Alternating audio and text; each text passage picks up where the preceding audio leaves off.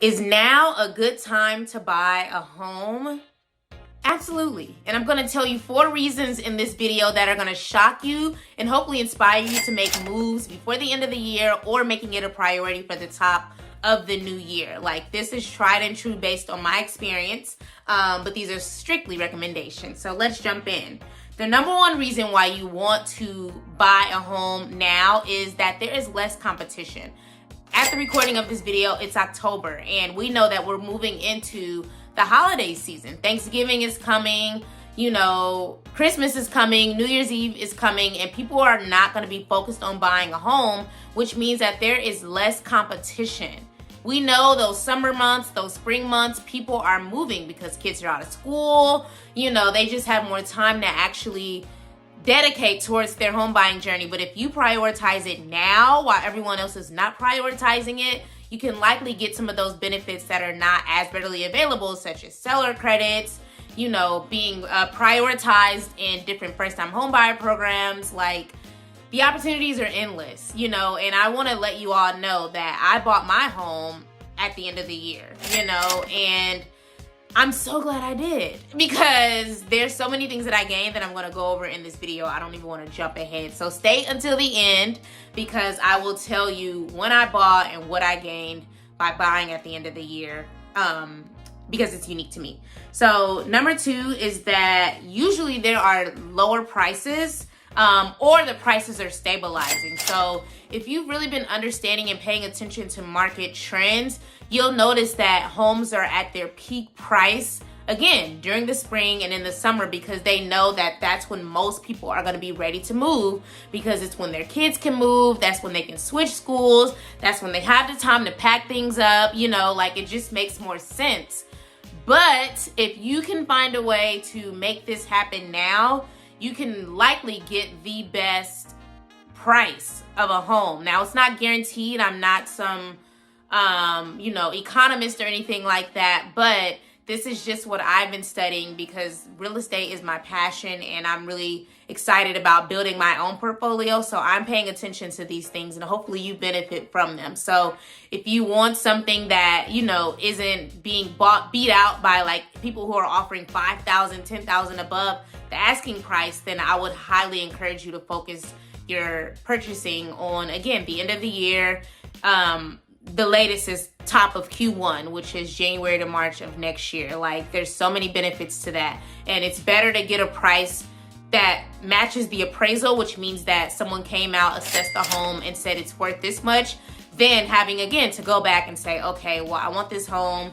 The offers are being submitted at $350 and it's only appraising for $330. Do I really want to pay this? No. So this will be the time for you to prioritize that. So again, less competition is number 1. And then number 2 is that usually the prices of the homes start to stabilize, which means that you pay what it's actually worth versus having to pay above the asking, which we all know has been very common lately.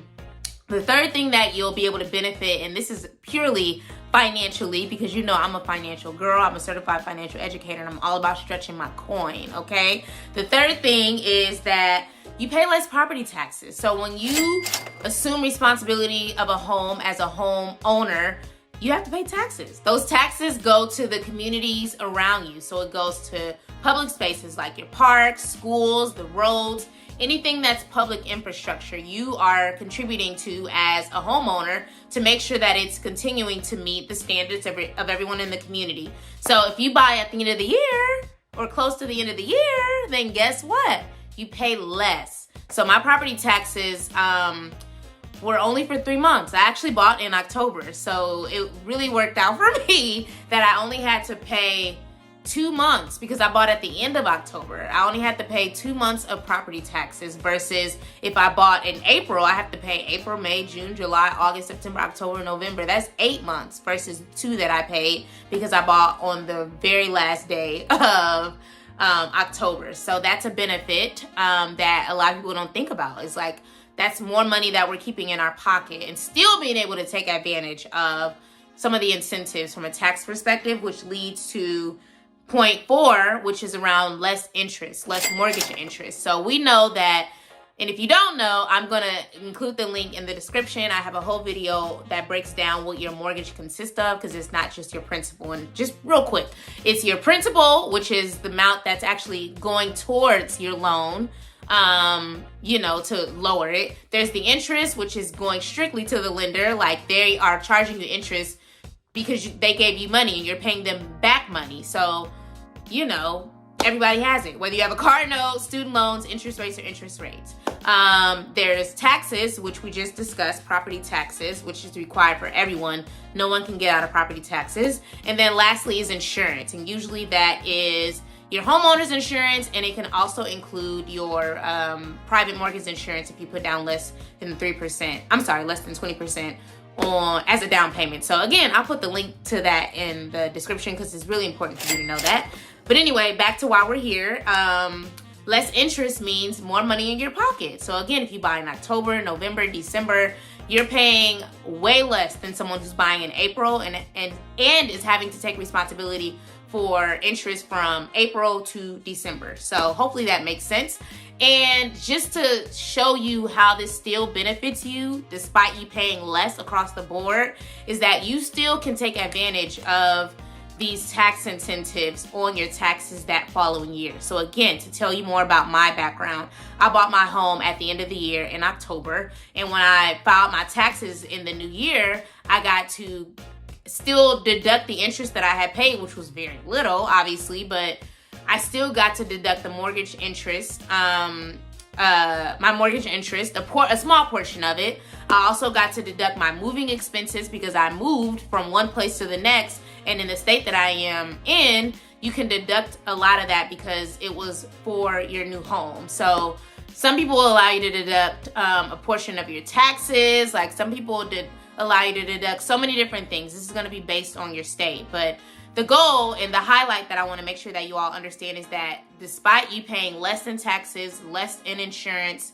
less in insurance, less in interest, you still can take advantage of the incentives as it relates to your taxes. And again, for my state, it's your deduction, it's your interest rate, as well as your moving expenses. So just to recap, the 4 reasons why now is still a good time to buy is: number 1, you're paying less. There's less competition on the market. Less people are looking to buy a home, which means that if you find something you really like, there's a higher chance of you getting it right now versus buying again in April, May, June. That's high season. 2 is that you pay a lower, or the prices are stabilizing on the home. So you won't feel the competition that you may feel when people want to put $20,000, $30,000 above, asking price, when that doesn't even make sense for you financially. 3 is that you're paying less in property taxes and still being able to take advantage of those incentives on your taxes, which is what's going to the IRS. And then lastly is less mortgage interest that's being paid because you're buying at the end of the year versus earlier, which means that more money is in your pocket. And again, the big gain from all of this is that in that following year, you still can deduct that mortgage interest. And then again, depending on what state you're in, I got to deduct my moving expenses. So it all worked out. For me, less competition is better. For me, a stabilized home market price is better than having to compete with a bunch of buyers. Right now, they're not buying because they're settling into the holidays. So don't slow down on your goals.